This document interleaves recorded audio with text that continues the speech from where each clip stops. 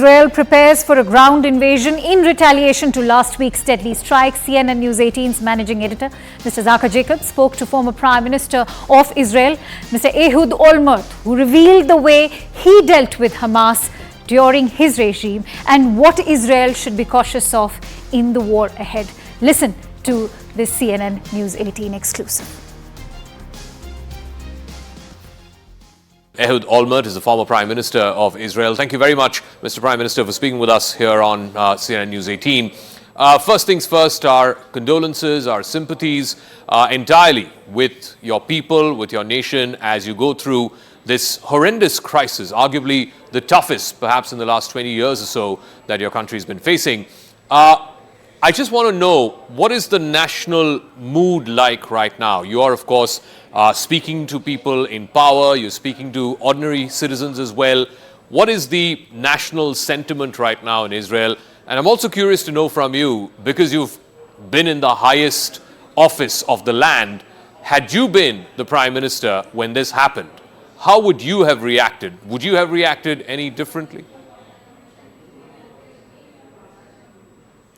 First of all, had I been in power, most likely I would have tried to avoid it altogether. I mean, I probably would have formed an entirely different policy towards Gaza and towards the Palestinian issue. But that's something that is easy to say when you are out of office. Had I been Prime Minister when such an attack would have taken place with these terrible atrocities against so many thousands of civilians, I would have reacted against the perpetrators. What exactly needs to be done, I think, is too early to say, and we have to be very careful, of course, not to give an announcement in advance to the Hamas what exactly the Israeli military operation is. We haven't started yet. Only aerial attacks for the time being. Correct. Against headquarters of the Hamas organizations in different parts of Gaza. But ground operation didn't start yet, and I don't know if and when and how the ground operation will take place. We need, I think, certain patience to get ready and to make sure that we do the right thing against the right targets and to avoid as much as we can collateral damage that will cause unnecessary suffering to people that are not involved.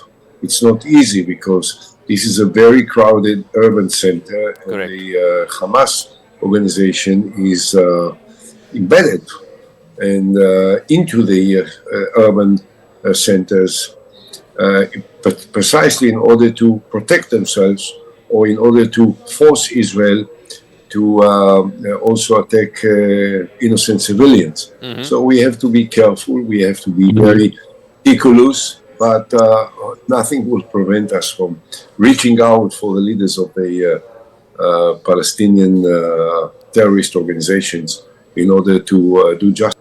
You know, what happens after the next 6 months? What replaces Hamas? Because Hamas came into existence, came into prominence really, because of the political vacuum after Israel left in the 2005-06 crisis. Hamas thrived on that vacuum. What replaces Hamas, or what comes after Hamas? Is that even a question that's being asked in Israel right now? Is that even a discussion that's going on, whether in the corridors of power or amongst common people? There are those who don't, and there are many who do. I personally, as you know, when I was Prime Minister, I was trying to reach out. I was fighting the Hamas organization in a very aggressive manner when they were shooting rockets on Israeli townships across the border.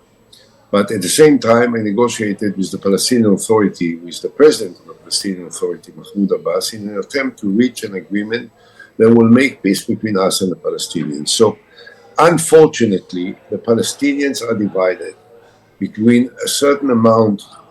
I don't know how many of them, I don't know what part of the population they are whether they are half of the population, more, mostly they are in Gaza. Yeah. They are very extreme, fundamentalist, Islamic, dominated by Iran, the Shiites extremists from the Ayatollahs of Iran. And there are many that live in the West Bank. Most of them are anxious, I believe, to establish a different format of relations, a different pattern of relations with the state of Israel. I think that it's incumbent upon us just as much as it is on them to try and reach out in order to establish a different framework of relations that will lead towards peace.